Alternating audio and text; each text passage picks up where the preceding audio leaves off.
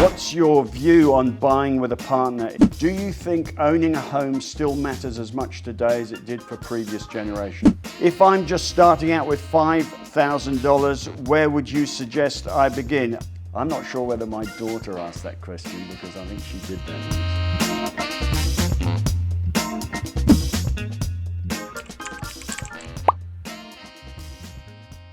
What would you say to parents pushing their kids to get into the market now?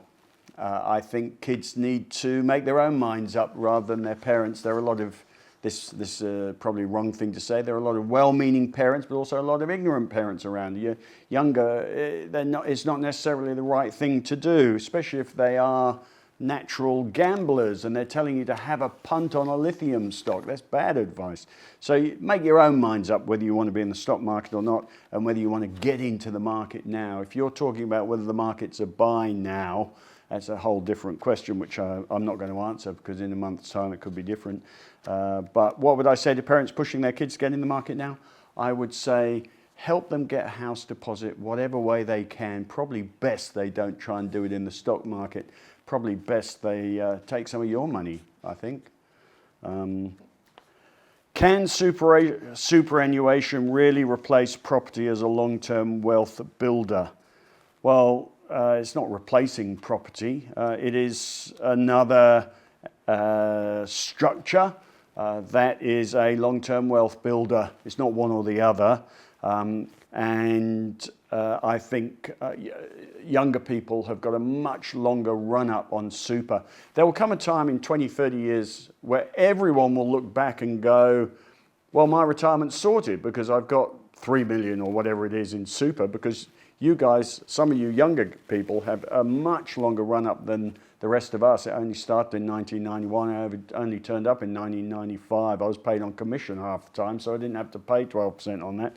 Anyway, I have an inadequate super compared to what you will have as you've got a 30, 40 year run-up. So you really should use that. And Australia is quite unique in the trillions that have been shuffled away into super. Our savings are fantastic. Use super. It's a forced saving as well as a bit of a tax break. And will it replace property? I think it's probably better than property. And if you can't make up your maximum contribution every year that you can put in, because it limits how quickly you can get money in, ask your grandparents or your parents to give you some money every year, okay? Top it up. And if you are a grandparent, stick some money in your kids' super. They can't touch it till they're 60, so they may be irresponsible now, but they'll be okay by the time they get their hands on it. What's your view on buying with a partner? Is it smart or risky to do that early? Two things I'd say about that is, no, you should really do it on your own. It gets legally complicated. You may have a utopian view of you and your partner owning a house and that sort of thing. Fine, absolutely fine. But I wouldn't be doing investment properties with a partner because by definition, you're probably younger. You probably aren't settling down forever, so do it on your own. If parents are trying to contribute to your property, paying your deposit, it gets very complicated legally because the last thing a parent wants to do is give some money to their kid to buy a property and somebody then moves in with them and wants half of what the parents put in. So there are legal structures for this. Be smart. And I would say if you don't have to buy with a partner, don't buy with a partner. The moment kids get involved, personal opinion, the moment kids get involved, you're in.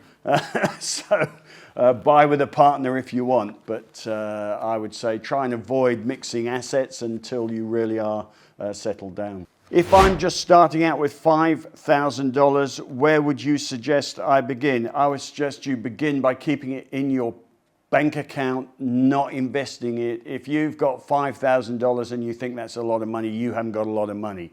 So keep it. Your job is not to lose it. Your job is not to make money out of it. If you're going to put $5,000 in the stock market, on average, you're going to make $500 a year. It's a bit immaterial. Your best option if you think $5,000 is a lot of money. Your best option is to put it in the bank, look after it, don't lose it, and spend all your time and energy improving your brain, putting into your career, building a business. Your job is to make money, not invest money. So I would say for someone with $5,000, just don't lose it. That is the worst thing. I'm not sure whether my daughter asked that question because I think she did that once. If I already own a property, should I be investing in shares? Well, it's entirely up to you, isn't it? And I would not be investing in shares if you don't know what you're doing. Properties is a bit easier to understand, I think. Everything is about sticking to what you're good at. If you're good with property, if you understand property, if it doesn't keep you awake at night, property might suit you. But you can't compare the two because I don't know who you are, or I can't tell you which one to be in because I don't know who you are. You may be an abject gambler, in which case stick to property because you're just going to blow yourself up in shares. If you like putting money in a pokie machine, property. Do you think owning a home still matters as much today as it did for previous generations? Absolutely it does, but we're talking about investment properties versus the share market. And if you remember, the conclusion was don't bother with investment properties if you're young because it kills your mobility, freedom, fun. And the best thing you can do is wait until you're settled down before you get involved in property. Do you think a home still matters? Absolutely. It's not about investment, getting a home. It's about having a foundation for your relationship. It's about certainty. It's about being able to add value to a home, which is very important, I think. It's about a family owning a home, having that foundation to their whole financial worth relationship. That's very important, and it's as important today as it always was. How do I avoid getting caught up in hype when investing in shares? There is a goal. Look, that's just one question out of a million questions you could ask about how do I avoid mistakes in the share market. All I can say to you is get yourself a subscription to Marcus today. We will keep you on the straight and narrow. And if you, as a member of Marcus today, emailed me and said, how do I avoid getting caught up in hype when investing in shares? I would say to you, the stock market, any Marcus Today member will tell you this. The stock market is about watching the herd lose its head, watching the herd getting caught up in the hype and exploiting that. So the stock market's about spotting shares caught up in a bubble, hype, and spotting shares in a sentiment hole, fear, and exploiting fear and exploiting hype. So how do you avoid getting caught up in the hype? Get educated about how the stock market works. It's not hard. Just sign up for a free trial.